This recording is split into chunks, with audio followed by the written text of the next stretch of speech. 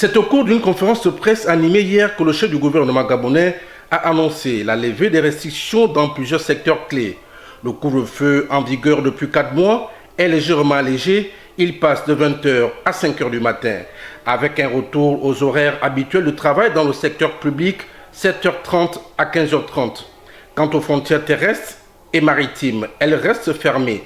Seul le transport international aérien est à nouveau autorisé à raison de 2 vols par compagnie et par semaine. Bien que le nombre de contaminations augmente sous l'effet du dépistage massif, la surveillance épidémiologique du Covid-19 montre une tendance à la baisse de la courbe évolutive de la pandémie dans notre pays.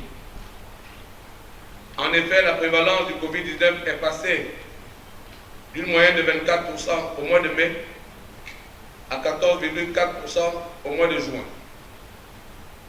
Ces informations laissent présager une diminution progressive du nombre de nouveaux cas de coronavirus au Gabon. Ces dernières semaines, le taux d'incidence est de 10% contre 15% au mois d'avril, 25% au mois de mai et 18% au mois de juin, début juin. La prudence doit rester de mise. La Covid-19 est appelée à durer.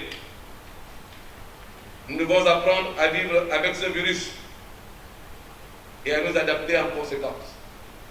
Les différentes mesures de plan de soutien économique et social, bien que ces mesures d'accompagnement soient nécessaires pour limiter les effets négatifs de la pandémie sur le tissu économique, leur efficacité reste limitée pour la relance des activités, la préservation de l'emploi et du pouvoir d'achat des ménages.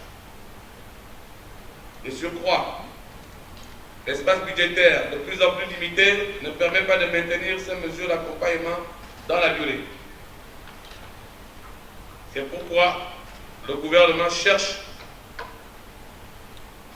à concilier l'urgence sanitaire avec l'impératif économique et la paix sociale.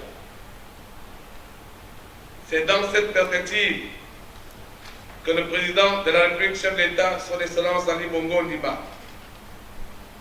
a autorisé le gouvernement à procéder à une première phase d'allègement des mesures restrictives pour lutter contre la propagation de la pandémie du Covid-19. Il est à rappeler que le transport interprovincial est à nouveau disponible. Il faudra toutefois présenter les résultats de son test Covid-19 pour emprunter un véhicule pour l'intérieur du pays.